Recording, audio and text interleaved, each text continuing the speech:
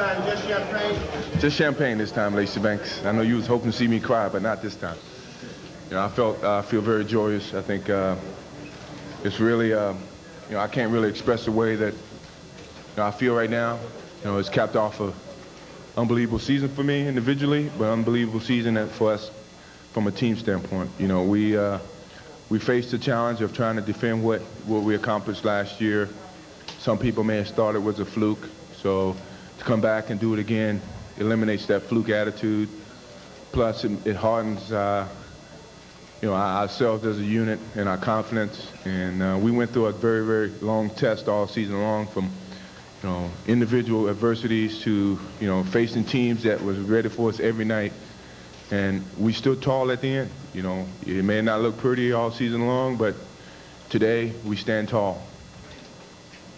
Mike, can you talk about what it's like sitting there watching Stacy and Hanson and BJ and Will? I tell you, that's probably the most that I've cheered outside. You know, from where you guys can actually see the emotions for these guys. I was so happy for them to see that on this day that we really, really needed them in front of our home crowd, in front of the, you know, the national crowd.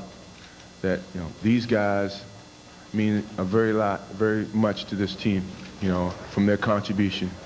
And, you know, I really felt like a cheerleader. I felt like Cliff Livingston for a minute there. It was very, very emotional, very energetic. I was trying to let them know how much, you know, I appreciate their output. And all I was asking for an opportunity to redeem myself, although I didn't play well up to the third quarter. And once I got that second opportunity, you know, I was able to capitalize, along with Scottie Pippen. You know, Scottie Pippen and I have been a 1-2 tandem all season long. A lot of expectation was upon him as well as, you know, for myself. And I think we took pressure off each other a lot during the course of the season. And when it came in the fourth quarter, we both took turns in terms of taking pressure off each other, you know, and we bonded together, and everybody else supported us. You know, so, you know, I contribute, you know, a little bit, but Scottie Pippen get most of the credit because when I was on the bench, he was leading that second team, and he did a good job. So you guys lead him along for next year, please. Whoops. Through the miracle of live television, you have just seen a satellite self-destruct on us. We presume that we will be getting that feed back with Michael Jordan. This is an amazing night with the NBA championship in the Bulls' hands twice, and our feed is back again. Particular time, you know, when Phil left me over there for that long period of time, you know, I wasn't angry, I wasn't anxious to get in because the team had a great rhythm going, and I didn't want to disrupt that. But when my time came to get back in the ball game, I just wanted to blend. You know, let the guys continue to play. Certainly tell the guys not to focus on me because you were doing well without me. You know, I'm just going to try to add to you guys' success. You know, so don't change your whole outlook of how you should approach the situation now that I'm in the ball game. Was it easier actually, Michael? It was a lot easier, you know, because everybody else is already on the go. Everybody else is in a rhythm. So it was up to me to catch up to everybody, basically. And that was a lot easier. You know, all before it was, you know, in the past is them trying to catch up to my rhythm. So, you know, it was easy for me to catch up to theirs. Like the last 5 minutes, it was just you and Scottie Pippen who did all the scoring.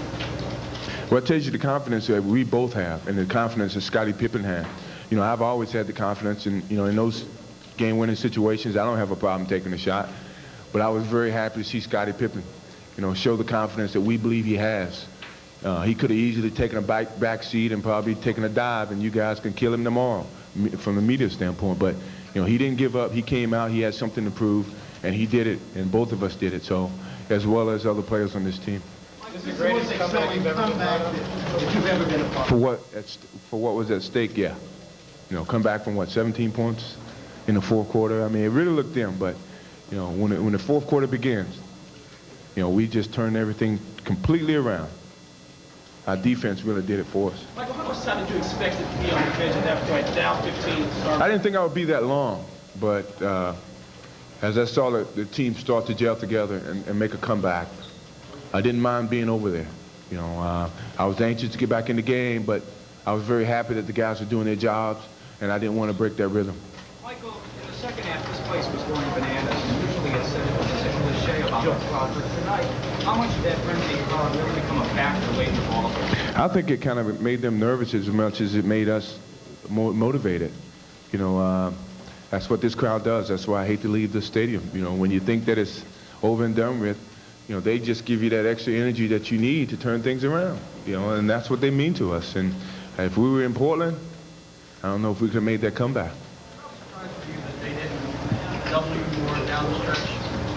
Well, yeah, I think it was very tough for them to double me because everybody was confident taking the shots. You know, I was sitting down and, you know, everybody was making a contribution. But when I came back in, you're going to double off of who?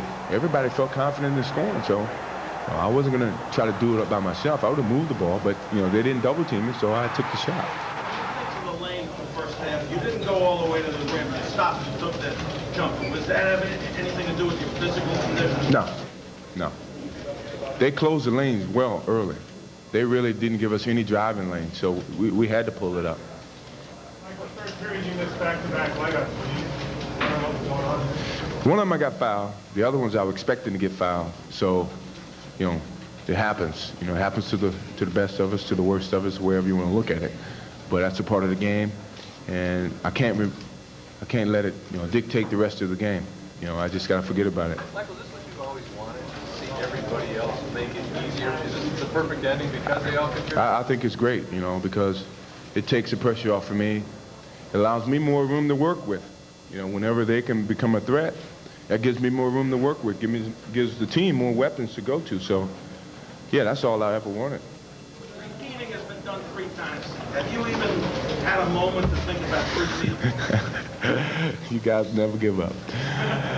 Yeah, we think about it. Yes, that's something that we think about now, but we won't focus on it until we enjoy this one. So beginning of the next season, that's when we focus in on it. Was there any time in the first half where you even thought about Game 7? No. Only in the beginning of the fourth quarter. Very dimly. I don't want to go to for Game 7. Please, let's turn this thing around. I don't want to go to Game 7. It's just too much of a mental strain to take 2 days of abuse from Chicago media and then go out and have to raise your game that extra level to try to pull it out in the 7th game. Michael, the second consecutive Most Valuable Player Award, the second straight championship. What did you do for your accomplishment? Well, you know, I never really go out and try to achieve individual accolades, but as a team win, individual accolades take care of themselves. So I'm happy to receive it. It's something that I'm very proud of. You know, I'm really going to cherish it.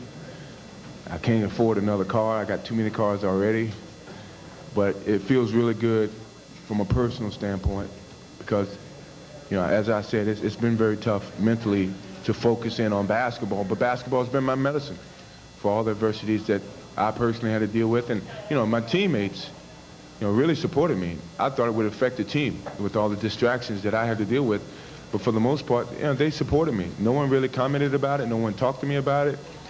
They felt that, you know, I could handle it from a personal standpoint, which I did.